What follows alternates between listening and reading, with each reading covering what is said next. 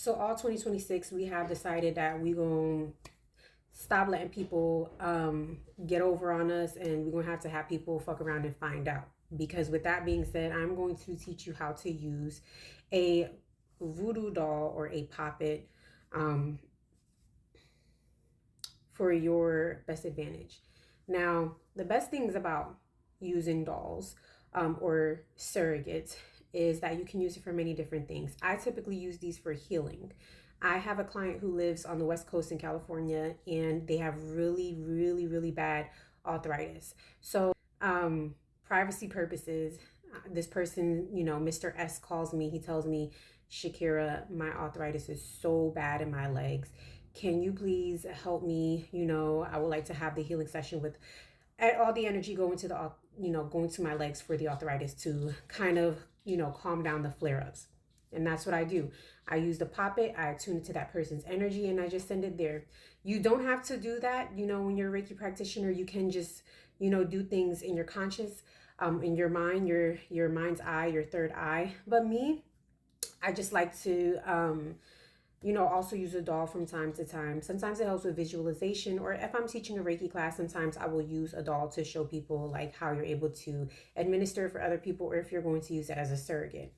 But today we're not going to be talking about, doing Reiki and surrogates. We're going to be talking about left-handed work, or I like to call it justice work, okay? Whether you have a client coming to you or whether you want to use this ritual for yourself, it is for you. I am giving this to you, and I'm just going to show you a quick tutorial.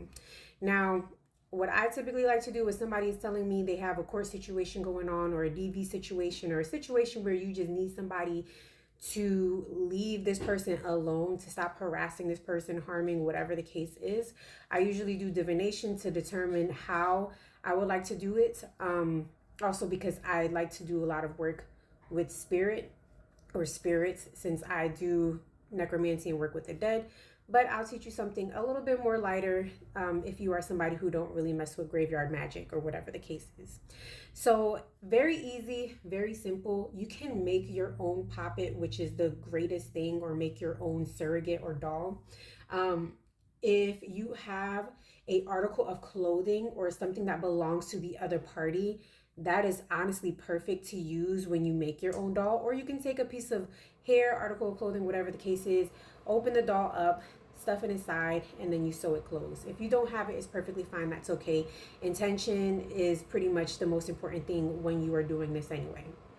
I also like to use petition paper, or if you're like, I don't even have petition paper, a brown paper bag will work perfectly just fine. So what you will do is, I usually like to light a candle. I like to pray to my ancestors or pray to whatever spirits I am conjuring or petitioning at this time for protection. And then I take my petition paper, right, or my brown paper bag,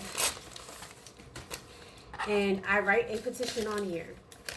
I just basically state what's going on. This person is harassing me. I want them to stop. This person is trying to put witchcraft on me. They're trying to close my roads. They're trying to cause me harm. This person, I'm in a DV situation, and this person is doing A, B, and C to me, and I want them to stop. Whatever the case is, I am binding this person from causing me any harm, my family any harm, my loved one any harm, whatever.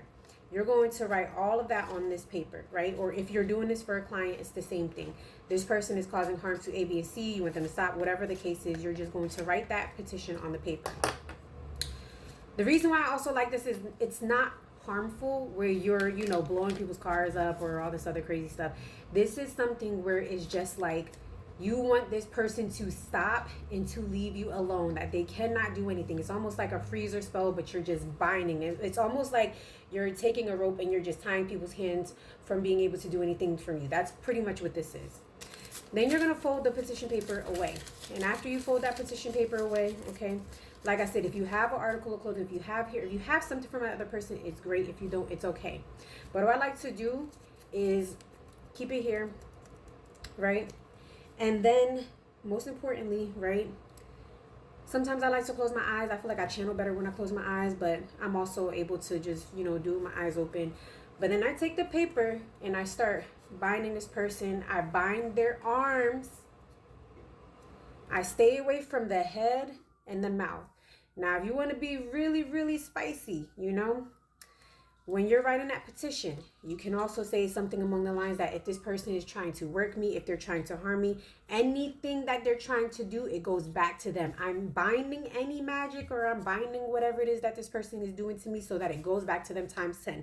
And I'm putting all this intention as I'm doing it, rap, and you're just going to keep doing that. Do the legs. You're going to keep going. I would just, I can sit here and keep going, but just for tutorial purposes, I can't do this all night. But traditionally, because this is a tutorial, okay? Traditionally, red string, black string, okay? Or twine. Red or black, not bright baby blue. I crochet, so I'm just using this as an example because I know people like to see things and run with it. But traditionally, red or black. And you're binding their feet, you're binding everything about this person. And you're saying, whatever it is that you're doing to me, I'm binding you and stopping you, or is going back to you and it's sticking, and whatever the case is. Now, there's other ways you can sour this up. I'm not going to be teaching that because I teach a little bit more advanced stuff in my mentorship. But after you do this, right, you want to make sure that there's enough string that you're able to either tie this to a tree there. You can tie this to the tree, but mind you, you want to make sure it's in a place where nobody's going to go and they're going to see this and they're going to unbind it, because then it removes the spell work. If you're going to a crossroad to leave it, you can also either hide it somewhere, a large rock. You can lift a rock up, wedge it in between or underneath a large rock, so you can put it on top. Make sure that you are leaving offerings for the spirits that are there. Rum, pennies, cigarettes, cigar. Make sure you are leaving an offering and you talk to the spirits. I like to take a white candle when I go. I hold the candle and I hold the doll in the other hand, and I am telling them and explaining to them what is going on. I personally, though, do this at the graveyard because I'm a necromancer. So I do this petition at the graveyard, and then I do other certain workings in the graveyard. But when I'm talking to the spirits, like I said, you can do this at a crossroads. I'm simply explaining to them what is going on in the situation, that I want justice. I want this person to stop causing harm or mayhem or whatever, chaos in my life or chaos in this client or this person's life or whatever the case is. Leave the offerings. I bind this to something where I know nobody is going to disturb it or touch it, and I bind this there and leave the working for it to be done. Or like I said, wedge it under a rock where nobody can disturb it, nobody can touch it. If it's something that you want permanent, then I am definitely going to the crossroads. Or for example, I will go to a graveyard and I will do that there because I want this to be a long-lasting working or whatever the case is. Because mind you, once this comes off, if somebody sees what it is, that spell is done, right? That spell is they're breaking the spell. But with that being said, I just wanted to show you a quick tutorial or ritual on how to do a binding, because it's probably one of my favorite things to do, which just causes somebody to stop from doing any harm. But with that being said, I appreciate y'all.